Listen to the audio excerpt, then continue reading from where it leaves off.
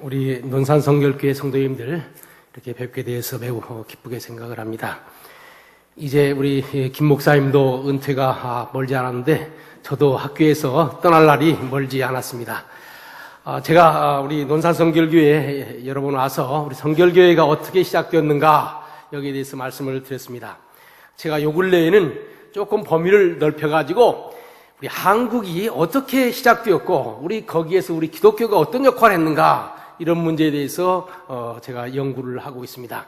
그래서 제가 김 목사님께 이번에는 제가 우리 올해가 1919년 3.1운동 100주년 되는 해이고 임시정부 100주년 되는 해이기 때문에 여기에 대해서 좀 얘기를 하겠다 이렇게 말씀을 드렸습니다. 여러분들 우리 성결교회 잘 돼야 되지요? 우리 대한민국 잘 돼야 되지요? 예. 대한민국과 성결교회는 둘이 아닙니다. 성결교회가 대한민국 안에 있는 것입니다. 나라가 잘 되어야 우리 교회도 잘 될 수 있습니다. 어떤 교회들은 우리 교회만 잘 되면 되지 이렇게 생각을 하는 사람들 많이 있어요. 그건 잘못된 생각입니다.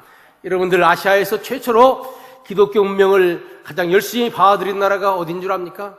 놀랍게도 일본입니다. 임진왜란 때에 이미 일본에는 30만의 천주교 신자가 있었습니다. 그런데 도요토미 히데요시가 반천주교 정책을 쓰고 천주교 신자들 다 제거해 버리니까 지금은요 일본의 기독교 인구가 천주교 개신교 합해가지고 1%도 안 됩니다. 여러분들 이것은 무엇을 의미하느냐? 국가가 종교에 대해서 어떤 태도를 취하느냐라고 하는 것은 매우 중요한 것이라고 하는 거예요. 그래서 우리가 정말 신앙생활 잘하려면은 우리나라가 잘 돼야 됩니다. 해방되었을 때 우리나라 전체 인구의 우리나라 전체 기독교 인구의 3분의 2가 북한에 있었습니다. 신화참배를 가장 열심히 반대한 사람들도 북한에 있는 신자들이었어요. 목숨 걸고 순교한 신자들도 북한에도 많이 있었습니다. 그러나 공산주의가 북한을 장악하고 나니까 우리 기독교인들이 다 월남해버리고 또 거기 남아있는 기독교인들 거의 다 숙청되고 말았습니다. 나라가 잘 되어야, 나라가 하나님을 섬기는 그런 나라가 되어야 우리 신앙생활 제대로 할 수 있는 거예요. 그 교회가 다른 데 있는 것이 아닙니다. 한국 교회가 다른 데 있는 것이 아닙니다. 대한민국 안에 있어요. 그렇기 때문에 대한민국이 잘 되어야 우리 한국 교회도 잘 될 수 있는 거예요. 특별히 저는 우리 한국 기독교는요, 대한민국의 건국 세력이라고 생각을 합니다. 여러분들, 고려를 누가 세웠습니까? 불교 세력이 세우지 않았습니까? 조선을 누가 세웠습니까? 유교 세력이 세우지 않았습니까? 그렇다면은 오늘의 이 대한민국을 누가 세웠습니까? 우리 기독교가 세운 거예요. 기독교가 새로 세워지는 나라는 민주주의 국가가 되어야 되겠다고 생각을 했고, 그래서 미국과 손을 잡고 이 남한 땅을 공산주의에 물들지 않고 민주주의 국가로 만든 것입니다. 여러분들, 우리나라에 많은 종교가 있습니다. 그러나 우리 기독교만큼 3.1절 기념 행사를 하는 종교가 있습니까? 우리 기독교만큼 6.25 때 나라를 위해서 기도하는 종교가 있습니까? 우리 기독교만큼 광복절 때 하나님께서 이 나라를 일본에서 해방시켜 주신 것을 감사해서 하나님 앞에 영광 드리는 종교가 있습니까? 왜 그렇습니까? 3.1절, 6.25 광복절, 왜 우리 기독교가 그렇게 나라를 위해서 열심히 모여서 기도하고 하나님께 이 나라를 다시 한번 지켜달라고 매달리는 줄 압니까? 우리 기독교가 이 나라의 건국 세력이기 때문에 그렇습니다. 다 같이 따라 합시다. 기독교는 대한민국의 건국 세력이다. 이 나라를 위해서 가장 열심히 기도해야 될 사람이 우리 기독교인인 거예요. 왜냐하면 우리가 세운 나라이기 때문에 그런 거예요. 저는 오늘 이 모든 얘기를 다 할 수 없고 3.1운동과 임시정부에 우리 기독교가 어떤 일을 했는가라고 하는 것에 대해서만 말씀을 드리려고 합니다. 오늘 3.1운동에 대해서 3.1운동 올해 100주년을 맞이해서 온갖 매스컴이 3.1운동에 대해서 얘기를 많이 합니다. 올 따라서 아주 다큐멘터리도 많고 아주 보도도 참 많이 했어요. 3.1운동에 대해서 한 가지만 말씀을 드리겠습니다. 우리는 보통 3.1운동을 천도교와 불기독교가 합해서 3.1운동을 했다. 교과서에는 주로 어떻게 되어 있냐면 천도교가 주도하고 우리 기독교가 거기에 도와줬다. 이런 식으로 설명을 하고 있습니다. 그런데 사실은 그게 아닙니다. 여러분들 3.1운동을 크게 셋으로 나눠서 설명해야 됩니다. 하나는 3.1운동의 준비기간이 있는 것이고 실질적으로 국내에 3.1운동을 일으킨 것이 있고요. 그 다음에 3.1운동의 후속으로 임시정부가 있는 것입니다. 3.1운동의 준비 누가 한 줄 압니까? 해외에 있는 우리 기독교인들이 했습니다. 미국에 있는 우리 교포들이 3.1운동 시작했어요. 그 소식이 일본에 오고 상해에 오고 그렇게 해가지고 그 소식이 국내에 들어와서 해외에 있는 우리 교포들이 뭘 생각했느냐? 지금 세계가 바꿔지기 때문에 이 좋은 찬스를 잃어버리면 안 되고, 그래서 미국에서 사람을 보내고 일본에서 사람을 보내고 상해에 사람을 보내서 국내에 있는 우리 한국 사람들에게 가만히 있어서는 안 된다. 지금 1순위 민족 자결주의를 통해서 세계 약소 국가를 해방시키려고 할 때 이 좋은 찬스를 우리가 그 기회 삼아가지고 우리나라를 독립시켜야 된다. 이렇게 얘기한 거예요. 여러분들 해외에 있는 사람들 다 누군 줄 압니까? 우리 교포들, 우리 기독교인들이 한 거예요. 이따가도 말씀드리겠습니다만은 상해 한인교회, 미국 하와이의 하와이 한인 기독교회, 이런 교회들이 헌금을 해가지고 많이 3.1운동을 도왔습니다. 국내에서의 3.1운동은 천도교와 기독교가 같이 했다 말할 수 있습니다. 여러분들 잘 아시다시피 3.13 가운데 대표가 손병희 아닙니까? 손병희 씨가 대표이기 때문에 천도교와 기독교가 같이 했다고 말할 수 있어요. 올해 3월 1일 날 KBS에서 특별 방송을 했습니다. 그게 뭐냐면은 일본 경찰이 1919년 3월 20일경에 3.1운동 조직도라고 하는 것을 만들었어요. 전국에 그 3.1운동 이 어떻게 퍼져나갔는가, 누가 대장이고 누가 거기 주동적인 역할을 했는가라고 하는 것을 조직도를 만들어가지고 전국에 있는 경찰서에 배포해서 이 조직도에 따라서 사람을 체포하라. 거기에 보면요 140명의 주요 인물이, 주동인물이 나오고 있습니다. 전체 주동인물이 140명이에요. 33인 플러스 또 많이 있습니다. 그 140명 가운데 그 140명을 두 그룹으로 나눠 설명하고 있어요. 하나는 천도교의 손병희 그룹, 또 하나는 이승훈의 기독교 그룹, 둘로 나눠 설명하고 있는데, 천도교의 손병희 그룹 밑에 몇 명 있는 줄 압니까? 50명 있습니다. 50명. 이승훈 장로, 남강 이승훈 장로 밑에 기독교인들이 몇 명인 줄 압니까? 90명이에요. 90명. 손병희 씨가 대표로 나섰습니다만은 천도교 세력이 전체가 90명이라면은 기독교는 50명이라면 기독교는 90명인 거예요. 그러니까 기독교 압도적으로 3.1운동에 참여한 인물이 많은 거예요. 우리는 보통 33인 가운데 우리 기독교가 16명, 천도교가 15명 이렇게 알고 있습니다. 물론 거기에서도 기독교인들이 많습니다만은 전체 주도급 인물 가운데서도 기독교가 천도교에 압도적으로 많습니다. 그리고 천도교 50명 가운데서는요 불교 10명이 천도교 속에 들어가 있습니다. 그냥 실질적으로 40명밖에 안 되는 거예요. 그러나 그런 모든 것을 감안해서 본다고 할지라도 천도교와 기독교가 같이 했다, 이렇게 말할 수가 있는 것입니다. 그 다음에 3.1운동 있고 난 다음에 임시정부를 통해서 이제 계속 독립운동을 했습니다. 그 임시정부는 누가 주도한 줄 압니까? 우리 기독교가 주도했습니다. 기독교가 주도하고 대종교가 거기에 가담을 한 거예요. 큰 틀에서 얘기한다면은 준비 기간에는 우리 기독교가 완전히 주도를 했고, 국내에서 3.1운동을 일으킬 때는 천도교와 기독교가 같이 했고, 그 다음에 이 앞으로 계속되는 임시정부를 통해서 독립운동을 계승해 나가는 데 있어서는 기독교가 주도를 하고 대종교, 여러분들 대종교 교과서에서 좀 배웠을 겁니다. 천도교 약간 달라요. 이 대종교가 옆에 도왔습니다. 이렇게 볼 때에 준비기간, 그 다음에 실질적인 실행기간, 그 다음에 후속기간, 우리 기독교 압도적으로 많이 일을 한 것입니다. 역사에서 이것을 제대로 얘기를 하지 않고 있는 거예요. 왜냐하면 기독교를 외국에서 온 종교다, 이렇게 생각을 하는 것입니다. 그래서 될 수 있으면 기독교의 역할을 축소시키려고 하는 것이 지금 현재의 분위기예요. 이런 점에서 우리 기독교인들이 3.1운동을 통해서 한 일을 정확하게 알아야 되는 것입니다. 오늘 저는 3.1운동으로 인해서 만들어진 임시정부에 우리 기독교가 어떤 일을 했는가라고 하는 것을 좀 말씀을 드리려고 합니다. 여러분들 3.1운동 그러면은 기미독립선언서 많이 공부를 합니다. 이런 나이 잡수신 분들은 5등은 자해 하면서 그 옛날 기미독립선언서 외웠을 거예요. 기미독립선언서 정말로 중요한 문서입니다. 그러나 그것만 중요한 것이 아닙니다. 올해 정부가요 3.1운동만 중요하게 기념한 것이 아니라 임시정부 창립일도 매우 중요하게 기념을 하고 있습니다. 임시정부 창립은 4월 11일 날 했어요. 그래서 지난달에 그 행사를 했는데 100주년 기념 행사를 아주 크게 했습니다. 그런데 그때에 만들어진 문서가 뭐냐면은 임시정부 헌장입니다. 대한민국 임시정부 헌장입니다. 그 헌장의 내용이 뭐냐? 오늘날 대한민국의 기초가 되는, 대한민국 헌법의 기초가 되는 거예요. 어떤 면에서 보면은 독립선언서라고 하는 것은 일본을 향해서 우리 독립을 하겠다, 이걸 선언한다라고 하는 것이라면은 임시정부 헌장은 앞으로 세워질 나라는 어떤 나라가 되어야 될 것인가라고 하는 것을 자세하게 기록한 설계도인 것입니다. 저는요, 대한민국 국민이라면 누구나 다 기미독립선언서와 대한민국 임시정부 헌장, 이 두 가지는 꼭 읽어봐야 된다고 생각을 합니다. 여러분들, 대한민국에서 가장 중요한 문서가 뭡니까? 헌법 아니에요? 헌법 전문에 뭐라고 되어 있습니까? 대한민국은 3.1운동과 3.1운동의 법통을 이어온 임시정부를 계승해서 만들어졌다, 이렇게 되어 있습니다.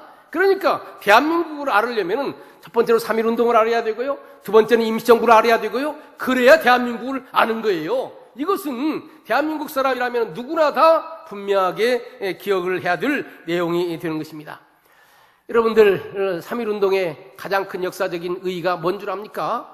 3.1운동은 단지 일본에서 독립하는 것이 목적이 아니에요. 새로운 나라를 만들려고 하는 건국운동이라고 하는 것입니다. 그런데 어떤 나라를 만들려고 했느냐? 민주공화국을 만들려고 했다고 하는 거예요.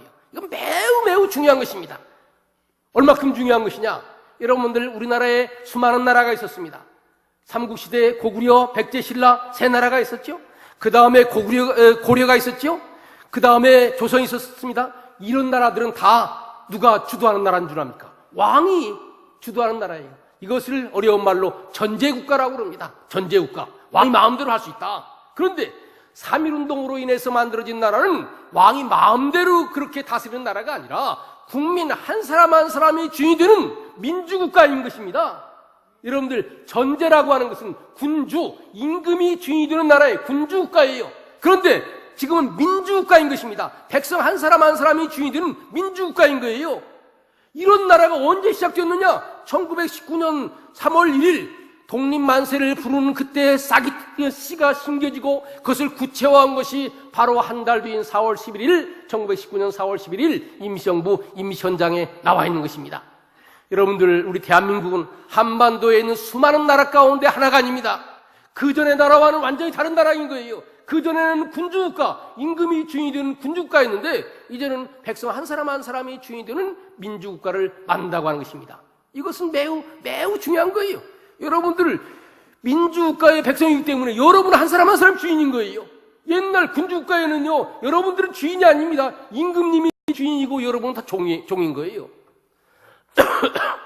그러면 어떤 생각으로 이런 민주국가가 만들어질 수 있겠는가?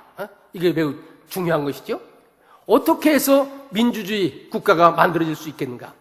저는 제가 연구한 바에 의하면은 미국에 있는 우리 기독교 교포들이 여기에 절대적으로 중요한 역할을 했습니다. 물론 그 이전에도 배제학당을 통해서 민주주의가 들어오긴 했습니다. 또 서양의 여러 선교사들을 통해서 민주주의를 배웠습니다. 그러나 그것보다도 우리 한국 사람들 가운데 많은 사람들이 미국으로 이민 가게 되었고, 그 사람들이 미국 가서 보니까 미국이 좋거든요. 미국은 임금님이 없어요.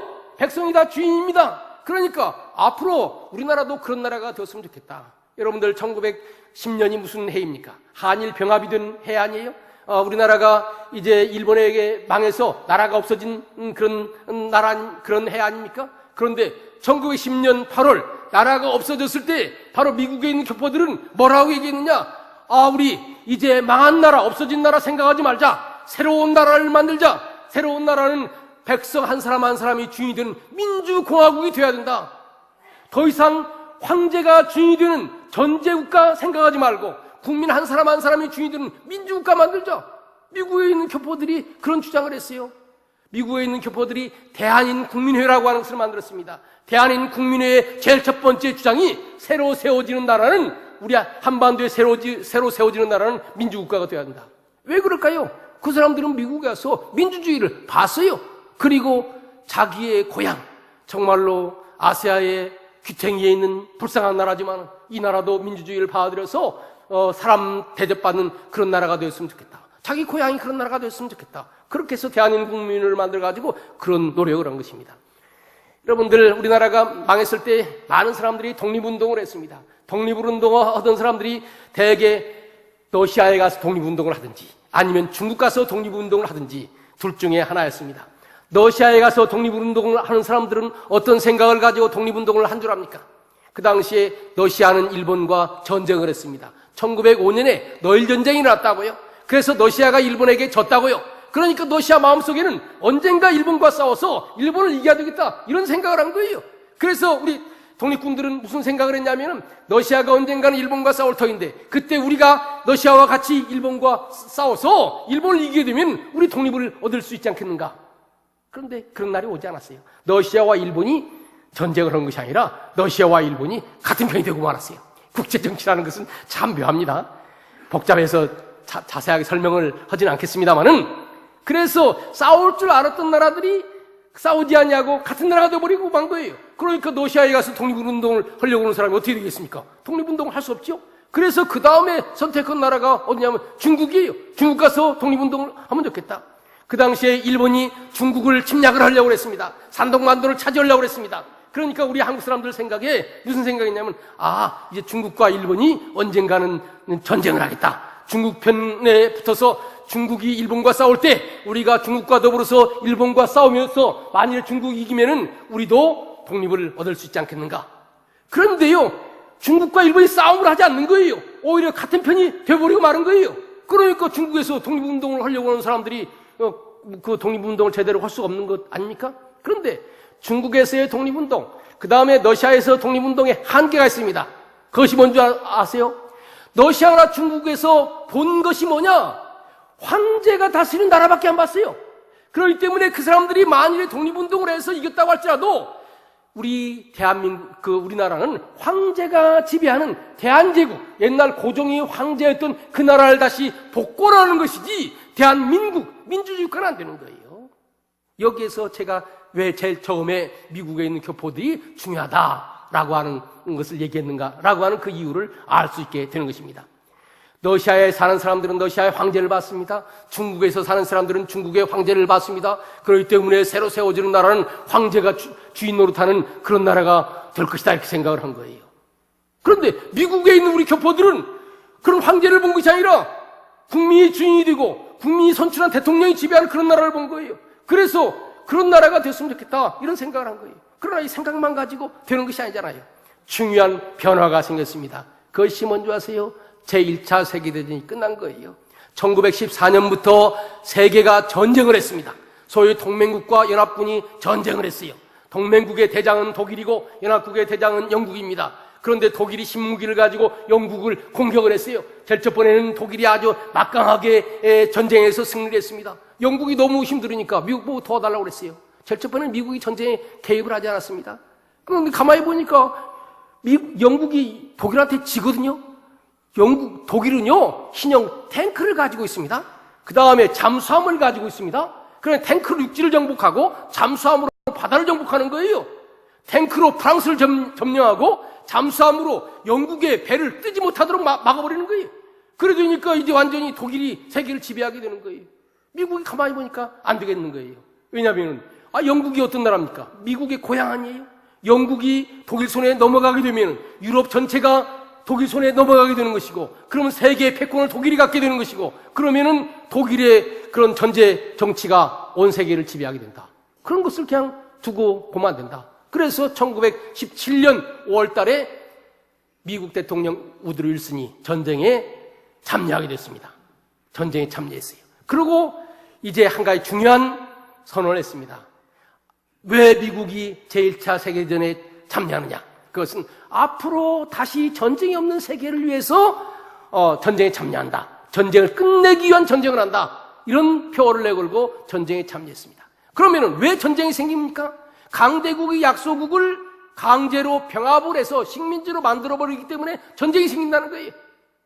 각 나라는 자기 나라의 주권이 있고 자기가 결정할 능력이 있는데 왜 다른 나라가 와서 그 나라의 주권을 무시하고 마음대로 결정하냐 이거예요. 바로 이것이 전쟁의 원인이라는 거예요. 이것을 해결해야 국제사회가 평화가 된다. 이렇게 생각을 했던 것입니다. 그것이 유명한 우드로 윌슨의 민족 자결주의라고 하는 거예요. 여러분들 윌슨이 어떤 사람인 줄 압니까? 율슨이 기독교 장로였습니다. 그의 아버지가 목사님이었고 그의 할아버지가 목사님이었고 그가 프린스턴 대학교에서 국제정치를 가르쳤습니다. 국제정치를 가르칠 때 그 밑에서 박사과정 학생으로 공부한 사람, 아시아에서 온 최초의 박사학위를 받을 수 있는 대상자, 그게 누군지 압니까? 바로 이승만이었던 거예요. 이승만이 바로 우드로 윌슨 밑에서 공부를 했고 그 뒤에 우드로 윌슨은 미국의 대통령이 되었고 이제 이승만은 망한 나라의 백성이 되어서 미국에 와서 망명 독립운동을 했던 것입니다. 윌슨이 전쟁을 이긴 다음에 이렇게 선언했습니다. 앞으로 더 이상 전쟁이 없는 세상이 되려면은 각각 자기 나라의 주권은 자기가 결정하는 민족 자결주의가 실현돼야 된다. 민족 자결주의를 우리나라에 적용하면은 어떤 것이 됩니까? 일본에서 우리나라가 독립이 되는 것을 의미하는 거예요. 이것을 제일 먼저 알아챈 사람들이 누구냐? 미국에 있는 우리 교포들이었습니다. 그래서 1918년 이제 11월 11일 독일이 미국에게 항복했습니다. 미국이 전쟁을 이겼다고요. 그리고 나서 이제 하와이에 있는 한인 교회 신자들이 이승만 박사에게 얘기했습니다. 선생님은 윌슨 대통령도 잘 알지 않습니까? 지금 우리나라가 독립을 얻을 수 있는 절호의 찬스가 왔는데 선생님이 여기 교회에서 우리 신자들만 보살피고 있어서는 안 됩니다. 우리가 헌금해가지고 모금해가지고 선생님께 드릴 텐데 선생님이 이것을 가지고 워싱턴에 가서 미국 대통령을 상대로 해서 우리나라의 독립운동을 해주세요. 이렇게 해서 하와이에 있는 신자들이 이승만 박사를 미국 본토로 보냈습니다. 바로 이것이 3.1운동의 출발이 되는 거예요. 그래서 미국에 있는 우리 교포들은 정말로 절호의 찬스라고 생각을 했습니다. 세계의 최강대국인 미국이 세계를 향해서 민족 자결주의를 외치고 그래서 그 민족 자결주의를 한반도에 적용을 해서 이제 일본에게서부터 우리나라를 독립시켜야 되겠다. 이런 생각을 하게 된 것입니다. 이런 생각들이요, 일본에 있는 유학생들에게 전달되었습니다. 상해에 있는 우리 한인들에게 전달되었습니다. 그래서 이런 소문들이 우리 국내에 들어오게 되는 거예요. 그래서 국내의 사람들에게 이 소식을 알려주게 된 것입니다. 당시 이제 미국에 있는 교포들은 어떻게 결정했느냐? 두 가지를 결정했습니다. 하나는 청원서를 만들어서 미국 대통령 우드로 윌슨에게 청원서를 만들어서 우리는 한 번도 일본에게 우리나라를 양보한 적이 없는데 일본이 강제로 우리나라를 뺏어서서 식민지로 만들었다. 우리가 식민지 생활을 결코 원하는 것이 아니다. 일본이 강제적으로 한 것이다. 이것은 불법이니까 미국 대통령이 이것을 해결해달라라고 하는 청원서를 보냈습니다. 또 하나는 뭔 줄 압니까? 그것을 구체적으로 다룰 수 있는 회의가 있습니다. 그 회의가 어디에서 열렸냐면은 1919년 봄에 프랑스 파리에서 그 회의가 열리는 거예요. 그래서 파리에 이승만, 정한경, 민찬호 이런 사람들을 대표로 보내서 우리나라의 독립을 위해서 외교 활동을 하도록 결정을 한 거예요. 그런데 파리로 가서 이제 그 독립운동을 하려고 가만히 생각을 해보니까 자기들이 가서 얘기를 해도 일본 사람들이 얼마나 노비를 잘하는지 국제사회가 그걸 인정하지를 않는 거예요. 그 당시에 일본은 뭐라고 주장을 한 줄 압니까? 일본이 조선 통치를 너무 잘해서 조선 사람들은 일본 식민지 생활을 만족해하고 있다. 미국에서 이승만 박사가 다른 사람들과 더불어서 독립청원서를 냈지만은 그것은 저 사람들은 한국을 떠난 지 10년 이상 되는 사람이다. 한국 생활을 잘 모르고 저렇게 주장을 하는 것이기 때문에 그 사람들 주장을 받아들일 필요 없다. 이렇게 국제사회에 노비를 하는 거예요. 그것을 무효화시키려면 어떻게 해야 됩니까? 우리 한국 사람들의 의사가 무엇인지를 국제사회에 알려야 되는 거예요. 그래서 파리의 대표가 가면서 국내에 뭐라고 연락을 했냐면은 여러분들 지금 우리 대표들이 파리에 가서 우리나라의 독립을 위해서 지금 투쟁을 하려고 하는데 우리 국내에서 한 목소리로 그 당시에 2천만이라고 했습니다. 2천만 백성이 한 목소리로 독립만세를 불러서 그 소리가 파리까지 가게 되면은 파리에 있는 세계 사람들이 그 소리를 듣고 대한민국을 독립시켜 줄 것이다. 독립이 되느냐 안 되느냐 하는 것은 국내에 있는 사람들이 목청껏 목숨을 다해서 대한독립만세를 외치냐 외치지 못하느냐 거기에 있는 것이다. 그 이야기를 듣고 국내에 있는 사람들이 목숨 다 바쳐서 3.1 독립만세를 부른 것입니다. 그것은 뭐냐면은 바로 파리에 있는 세계 사람들에게 우리가 독립을 원한다고 하는 것을 알려주기 위해서 그런 것입니다. 그런데 여기에서 중요한 문제가 생긴 것입니다. 만일에 국제사회가 우리나라를 독립시켜 주려고 하면은 우리나라에 뭐가 있어야 됩니까? 정부가 있어야 되는 거예요. 정부가 없으면은 독립을 시켜주려고 해도 독립된 주권을 누구한테 줍니까? 받을 사람이 없는 거예요. 그래서 3.1운동 직후에 우리나라 애국지사들이 모여서 지금 당장 급한 것은 정부를 만드는 것이다. 3월 1일에는 독립만세를 불렀습니다마는, 그리고 수많은 사람들이 독립만세 운동을 하고 있습니다마는, 또 하나 중요한 것은 임시정부를 만들어서 국제사회에 바로 우리가 대한민국을 이끌어갈 주체다라고 하는 것을 알리는 일이 중요하다라고 하는 거예요. 그래서 임시정부를 만드는 것이 매우 중요한 것입니다. 3.1운동만 있고 임시정부가 만들어지지 않았더라면 그것은 반쪽밖에 안 되는 거예요. 3.1운동, 독립운동과 더불어서 임시정부를 만들어야 독립운동이 완성이 되는 것입니다. 그러면 그 다음에 생각해야 될 것은 어디에다가 임시정부를 만들 것인가 라고 하는 것 생각을 해야 되죠. 국내에는 만들 수 없어요. 일본 경찰이 아주 사냥개처럼 독립운동가들을 찾아다니면서 괴롭히기 때문에 국내에서는 만들 수가 없습니다. 그럼 어디에 만들 수 있냐? 생각해 볼 수 있는 것이 몇 군데 있어요. 첫 번째는 러시아입니다. 그런데 러시아 믿을 수 없어요. 러시아가 일본과 싸울 듯 하더니 일본과 손잡았다고요? 러시아 믿을 수 없어요. 또 만주, 거기도 믿을 수 없어요. 왜냐하면 그건 너무 가난해. 그리고 세계적으로 연락할 수가 없어. 미국에 세운 것 생각할 수 있습니다. 그러나 우리나라 독립운동가들 가운데서 그 당시에 미국에 갈 수 있는 사람들은 얼마 안 돼요. 그래서 생각한 것이 어디냐면 상해예요. 상해라고 하는 장소가 어떤 장소냐? 세계로, 아시아에서 세계를 향해서 나갈 수 있는 유일한 통로가 상해인 것입니다. 이 당시에 일본은 한국 사람들이 세계에 못 나가도록 했어요. 세계에 나가면 세계 물이 들어오고, 그렇게 되면 여기에서 독립만세를 부르게 될 것이니까 한국 사람들 세계로 못 나가게 하기 위해서 이제 사람들을 통제했다고요. 그러니까 한국 사람들이 세계에 나가려면요, 기차를 타고 이제 그 압록강을 건너가지고 중국을 통해서 상해로 가는 거예요. 상해에는 많은 젊은이들이 모였습니다. 유학을 가려고 하는 젊은이들도 모였고, 독립운동을 하려고 하는 젊은이들도 모였고, 많은 젊은이들이 모였습니다. 거기에 뭐가 있었냐면은 YMCA가 있었습니다. YMCA가 그 청년들을 모아서 영어도 가르쳐주고 밥도 먹여주고 성경도 가르쳐주고 그랬습니다. 그것이 발전해가지고 만들어진 것이 뭐냐면은 상해 한인교회예요. 상해 한인교회가 바로 상해에 있는 젊은 청년들의 센터가 되었습니다. 이 청년들이 이제 국제정치를 보면서 이제 독일이 미국에게 항복했고, 미국 대통령 1순위 민족 자결주의를 내세워서 약소국가를 독립시켜 주려고 그런다. 이럴 때 우리가 독립운동을 해야 된다라고 생각을 한 거예요. 누가 했다고요? 상해 한인교회 청년들이요. 그것을 가리켜서 신한청년단이라고 그럽니다. 그래서 요즘 보면은 그 신문에 보면은 신한은행이 신한청년 100년 전에 신한청년단이 있었습니다. 지금은 신한은행이 있습니다. 신한청년단하고 신한은행은 아무런 관계없어요. 그런데 신한청년단의 이름을 빌려가지고 신한은행 광고하는 거예요. 그래서 저는 그거 보면서 역시 은행단에 있는 사람들이 머리가 좋다. 그런데 신한은행하고 신한청년단하고는 아무런 관계가 없습니다. 그러나 이 신한청년단은 다 우리 기독교인들 청년들이었습니다. 이 사람들이 모여서 토요일마다 모여가지고 국제정치를 공부했습니다. 그리고 나라를 위해서 기도했습니다. 바로 이 사람들이 상해 임시정부를 만드는데 아주 주축적인 역할을 하는 거예요. 상해의 터줏대감이에요. 이 사람들이 이제 잔심부름 다 했어요. 이 사람들이 유명한 인물은 아닙니다. 왜냐하면 젊은 사람들이기 때문에. 유명한 인물들은 또 의지에서 많이 왔습니다. 그러나 이 상해에 있었던 신한청년단 그 청년들, 우리 기독교 청년들이 상해 임시정부를 만드는데 결정적인 기여를 했습니다. 상해 임시정부를 만드는데 또다시 또 다른 측면에서 기여한 사람들이 누군 줄 압니까? 바로 미국에 있는 우리 교포들이에요. 미국에 있는 교포들은 새로 세워지는 나라, 우리 한반도에 새로 세워지는 나라는 민주국가가 되어야 되겠고, 이런 의미에서 새로 세워지는 임시정부는 그런 정부가 되어야 된다, 이렇게 생각을 하고 물심양면으로 도와줬던 것입니다. 사실 임시정부가요, 미국에 있는 교포들이 아니었으면 임시정부 운영할 수가 없습니다.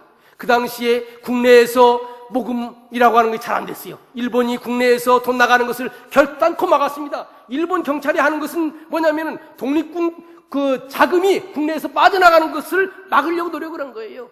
러시아에 있는 사람들, 러시아가 그 다음에 공산주의가 되었습니다. 공산주의 결코 상해 임시정부를 좋아하지 않았습니다. 도와주지 않았어요. 만주에 있는 우리 교포들 너무 가난했어요. 입에 불 칠하기도 힘들었어요. 무슨 힘으로 상해 임시정부를 돕습니까? 미국에 있는 우리 교포들이 자기들이 일해가지고 3분의 1은 자기가 먹고 3분의 1은 교포사회를 위해서 내고 3분의 1은 상해 임시정부를 향해서 헌금을 한 거예요. 그 돈을 가지고 상해 임시정부가 만들어진 것입니다. 그래서 1919년 3월 1일 현순 목사님이 상해로 갔는데 거기에서 제일 먼저 한 일이 미국에 있는 교포들에게 어떻게 상황이 진행되는가를 알려준 거예요. 그래서 지금 상해에는 1차적으로 상해에 있는 우리 한인 그 기독교인들이 있다고 말씀을 드렸습니다. 2차적으로는 미국에 있는 교포들이 상해 임시정부를 도왔다고 말씀했습니다. 세 번째로 중요한 것은 뭐냐면 국내에서 상해로 많은 사람들이 왔어요. 3.1운동 직후에 일본이 우리 독립운동가들을 다 잡아가려고 했습니다. 그래서 이 독립운동가들 가운데서는 상해로 도망왔다고요. 그런데 여러분들 독립만세 부른 근본적인 목적이 누구들이라고요? 파리에 있는 파리 대표들에게, 세계 대표들에게 우리가 독립을 원한다고 하는 것을 알려주기 위해서 독립만세 불렀다고 그랬죠? 그러면 파리에 있는 사람들한테 얘기하려면 한국말로 해가지고 알아듣습니까? 그 사람들이 못 알아듣잖아요. 여기에 천도교의 한계가 있는 거예요. 천도교회는 국내에서는 세력이 있지만은 국제적으로 일을 할 수 있는 사람이 없었던 것입니다. 그래서 33인이 대표로 선정해서 보낸 사람이 누구냐면은 기독교 감리교 목사님인 현순 목사님을 상해로 보내게 된 거예요. 현순 목사님뿐만이 아니라 다른 분들을 같이 상해로 보냈습니다. 그래서 빨리 임시정부를 만들어야 된다고 생각했어요. 그리고 그 다음에 러시아랄지 만주랄지 이런 데서 독립운동하는 사람들이 다 상해에 모였습니다. 그래서 1919년 4월 11일 날 임시정부가 만들어진 거예요. 3.1운동이 일어난 지 한 달 열흘 만에 임시정부가 만들어진 것입니다. 제가 오늘 여러분들에게 얘기하려고 하는 것은 바로 이 임시정부가 어떤 성격의 것이었는가라고 하는 것입니다. 세 가지로 말씀을 드리려고 합니다. 첫 번째는 임시정부를 이끌어가던 지도자들이 누군가라고 하는 것이에요. 이게 매우 중요하잖아요. 그 단체를 알려면은 그 단체를 이끌어가는 인물이 누군가를 알아야 되는 것이죠. 여러분들 임시정부 제일 높은 자리가 대통령입니다. 제일 저번에는 국무총리라고 그랬습니다만은 나중에는 대통령이라고 그랬어요. 그 대통령 자리에 누가 오른 줄 압니까? 바로 이승만 박사가 올랐어요. 사실 이승만 박사는요, 자기가 대통령으로 선출된지도 몰랐어요. 오늘날처럼 선거해가지고 대통령 되는 게 아니에요. 그 당시는 추천해가지고 되는 거예요. 그 당시 이승만 박사는 미국에 있었습니다. 그런데 전 세계에 한 가지 소문이 돌았습니다. 세계에서 지금 제일 강한 사람은 미국 대통령 1순위고 한국 사람 가운데서 1순 대통령과 제일 친한 사람은 이승만 박사다. 이승만 박사를 우리의 대통령으로 선출해야 바로 이승만 대통령이 이승만 박사가 1순과 협상을 해가지고 우리나라를 통일시킬 수 있다. 이렇게 생각을 한 거예요. 여러분들 이승만 박사가 누군 줄 압니까? 대한민국에서 최초로 국제정치학 박사를 받은 사람이에요. 그것도 미국의 인류대학인 프린스턴 대학에서 박사를 받았어요. 바로 그때 이승만을 가르치는 사람이 아까 얘기한 대로 우드로 윌슨 미국 대통령이었습니다. 그러니까 많은 사람들이 이승만 박사를 대통령으로 추대를 한 것입니다. 본인이 대통령 되겠다고 선거에서 된 것이 아니고 그것도 상해에서만 선출한 것이 아니라 러시아에서도 그렇게 선출했고 국내에서도 그렇게 선출했고 상해에서도 그렇게 선출한 거예요. 사실 올해 임시정부 100주년 맞이해서 이승만 박사에 대해서 아무도 얘기하지 않는 것은 너무나 유감스러운 것입니다. 임시정부 100주년을 맞이해서 임시정부의 초대 대통령에 대해서 얘기하지도 않고 오히려 광화문에 걸린 그 임시정부 인물 가운데서 이승만 박사만 빼버렸다는 거예요. 이게 말이 되는 얘기입니까? 이런 식으로 역사를 연구해서는 안 되는 것입니다. 그 다음에 두 번째로 중요한 인물이 누군 줄 압니까? 내무부 장관이야. 왜냐하면 살림을 해야 되니까요. 내무장관의 여러분들이 잘 아는 도산한 창호 선생님이 미국에 있는 대한인 국민회의 총재였습니다. 미국에 있는 교포단체의 대표가 누구냐? 도산한 창호 선생님이었어요. 이분은 경신학교를 졸업을 한 우리 기독교인입니다. 특별히 생활과 언어가 일치가 되는 많은 사람들이 존경하는 그런 도산한 창호 선생님. 그분이 내무총장이었어요. 그 다음에 임시정부가 왜 만들어졌습니까? 국제적인 외교를 하려고 만들어지지 않았습니까? 제일 중요한 자리가 어떤 자리겠습니까? 외교총장, 다시 말한다면 외무장관 아니겠어요? 이 자리에 누가 들어간 줄 압니까? 바로 김규식 박사가 들어갔습니다. 김규식이 누군 줄 압니까? 그의 아버지가 역적으로 몰려가지고 일찌감치 세상을 떠났습니다. 그래서 고아가 된 거예요. 언더우드 선교사가 우리나라에 와보니까 어린아이가 방바닥을 기어다니면서 흙을 파먹고 있는 거예요. 알고 보니까 역적의 자식이라고 해서 아무도 돌봐주지 않는 거예요. 그 김규식을 데려다가, 고아를 데려다가 총각 언더우드가 우유를 타가지고 먹여가면서 키웠다고요. 그리고 나중에 유학을 보냈다고요. 그 김규식이 바로 세문안교회, 서울 세문안교회 제1대 장로입니다.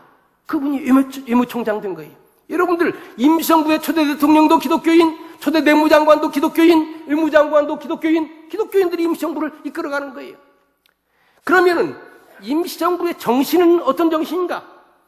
저는 임시정부가 기독교적인 정신에 의해서 만들어졌다고 생각을 합니다.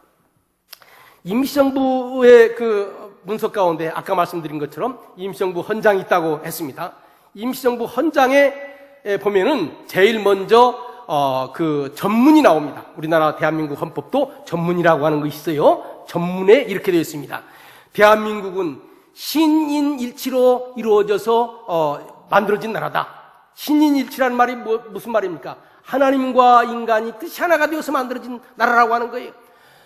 하나님께서 한국 사람들이 독립을 위해서 기도할 때 하나님께서 한국 사람들에게 독립을 허락하셨고, 또 2천만 모든 동포들이 한마음으로 독립만세를 불러서 하나님의 뜻과 사람의 뜻이 하나가 되어가지고 이 대한민국이 만들어졌다. 이것이 상해 임시정부 임시헌장 제일 첫 번째 나오는 전문의 첫 번째 단어입니다. 신인일치로 인해서 만들어진 나라다.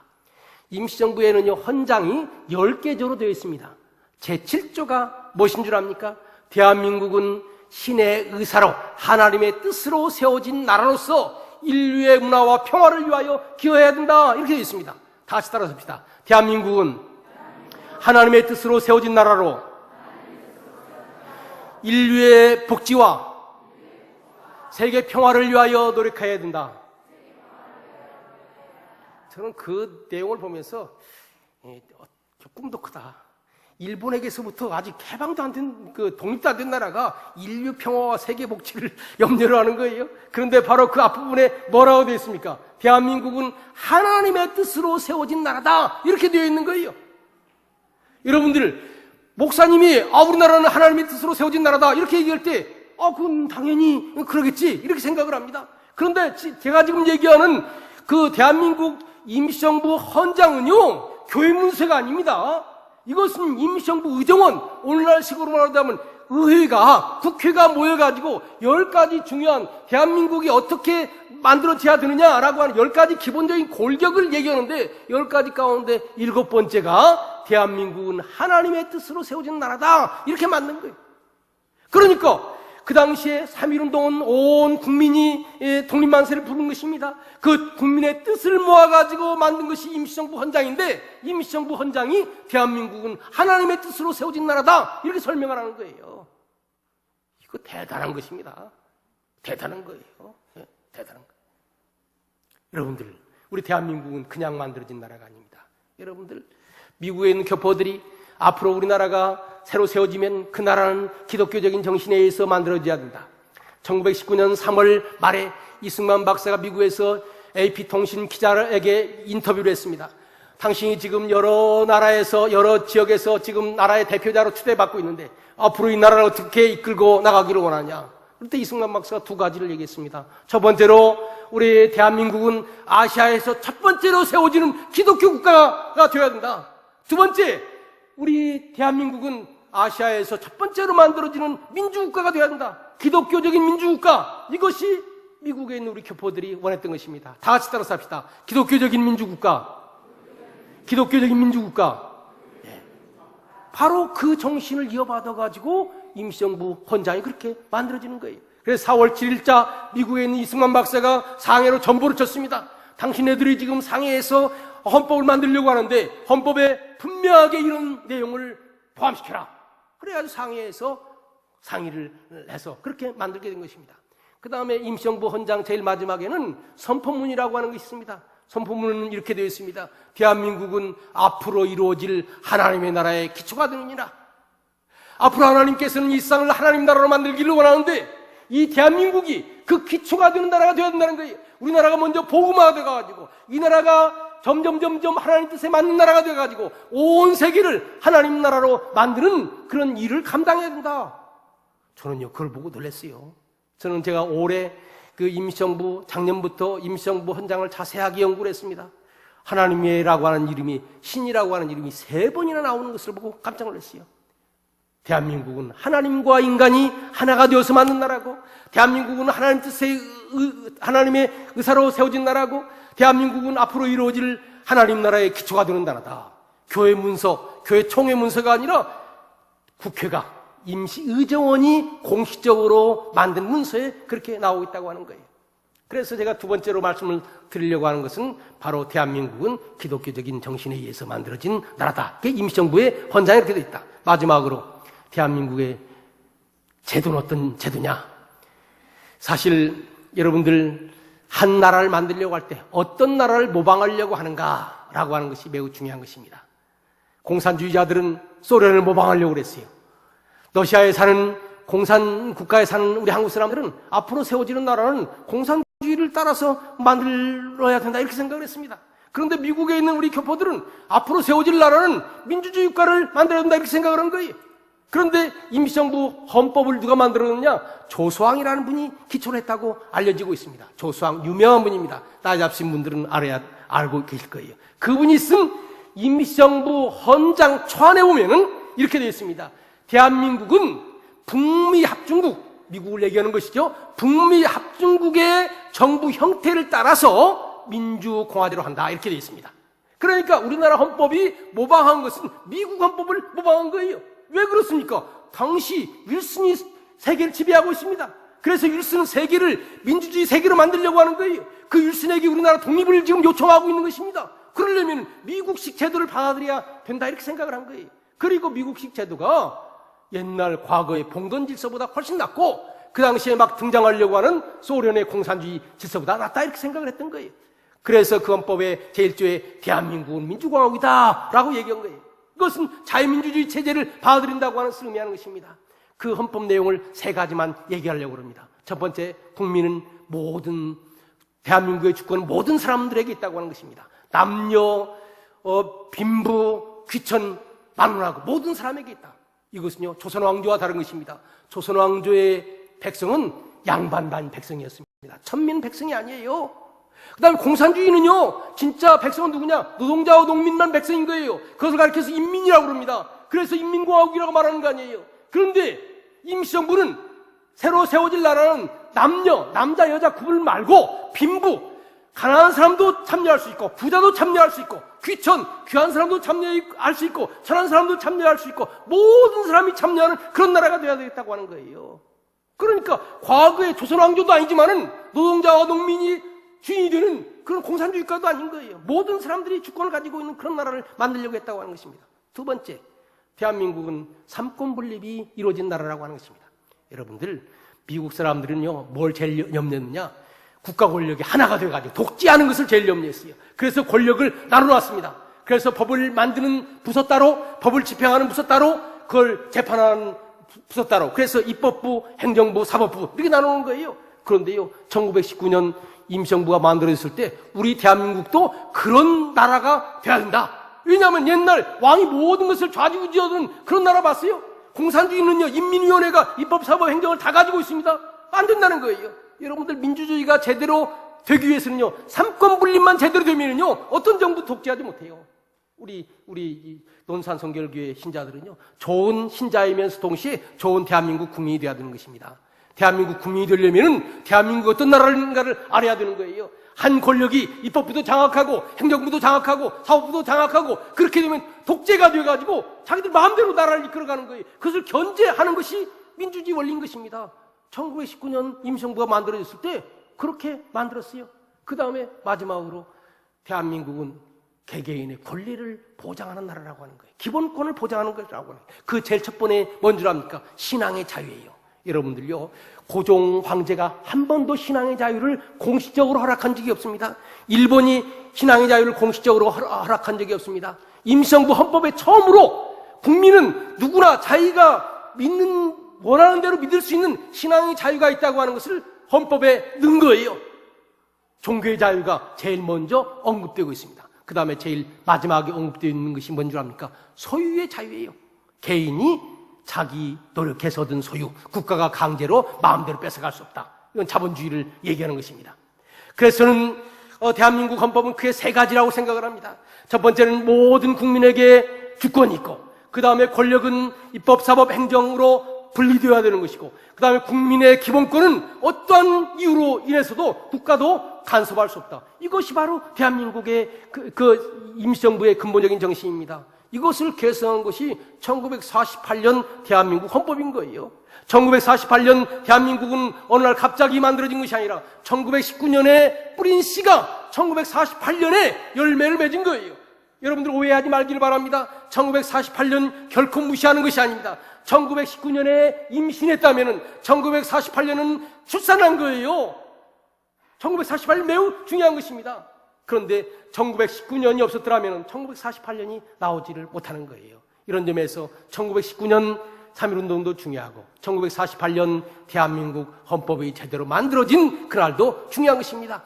제가 오늘 여러분들에게 얘기하고 싶은 것은 대한민국의 뿌리가 되는 임시정부에 우리 기독교적인 정신이 충분하게 담겨져 있다고 하는 것입니다. 그래서 우리 기독교는 대한민국을 건국한 건국세력이라고 하는 거예요. 그렇기 때문에 우리 기독교인들은 나라를 위해서 기도해야 된다고 하는 것입니다. 이 나라가 잘 되어야, 자유민주주의 대한민국이 잘 되어야 우리가 계속 신앙생활을 할 수가 있는 것입니다. 여러분들 자유민주주의 국가에서 잘못하면은 사회주의 국가로, 독재주의 국가로 잘못되어 나갈 수가 있습니다. 그렇게 되면은 우리가 지금까지 수십 년 동안, 수백 년 동안 하나님을 믿고 그 기독교적인 문화를 만들어 놓은 거 다 헛되어버리고 마는 거예요. 아까 제가 제일 처음에 얘기하지 않았습니까? 임진왜란 때 일본의 캐톨릭 세력이 30만이었다고. 그런데 도요토미 히데요시가 기독교를 금해버리고 독재 정치를 하게 되니까 기독교 완전히 사라져버리고 말았다고요. 여러분들, 이 나라라고 하는 거 그냥 저절로 이루어지고 하는 것이 아닙니다. 국민 한 사람 한 사람이 이 나라가 어떤 정신에 의해서 세워졌고, 그래서 주인으로서 할 말 분명히 하고 똑바로 투표하고 똑바로 의식을 가지고 있을 때 이 나라는 제대로 된 나라가 될 수가 있다고 하는 거예요. 이 대한민국 성공한 나라입니다. 이 대한민국이 계속 잘 되어서 아세아에서도 우뚝 쓰고 세계에서도 우뚝 쓰고, 그래서 여러분 자녀들도 대한민국의 지도자만이 아니라 아시아의 지도자가 되고 세계의 지도자가 돼야 되는 거예요. 또 우리 논산성결교회도 그 중간에 우뚝 서가지고 대한민국의 발전과 더불어서 세계 선교도 열심히 하고, 그래서 하나님께 영광 돌리는 그런 교회가 돼야 되는 것입니다. 이제 6월달이 되면은 나라를 위해서 기도하는 시간이 많이 생깁니다. 여러분들 논산성결교회 더 하나님을 위해서 열심히 기도하는 그러한 애국의 교회가 되시기를 간절히 축원합니다. 기도하겠습니다. 아버지 하나님, 부족한 정의, 이 교회에 와서 하나님께서 이 나라를 어떻게 세우셨는가를 간단하게 얘기를 했습니다. 자비로우신 아버지 하나님, 정말로 임시정부 세울 때 그 정신처럼 대한민국이 하나님을 섬기는 그런 나라 될 수 있도록 도와주시옵소서. 그래서 이 나라가 계속 발전해서 온 세계에 하나님의 큰 뜻을 펼칠 수 있는 그런 나라 될 수 있도록 주님께서 도와주시옵소서. 이런 일에 논산성결교회 신자들이 앞장설 수 있도록 축복하여 주시옵소서. 예수님의 이름으로 기도드렸사옵나이다. 아멘.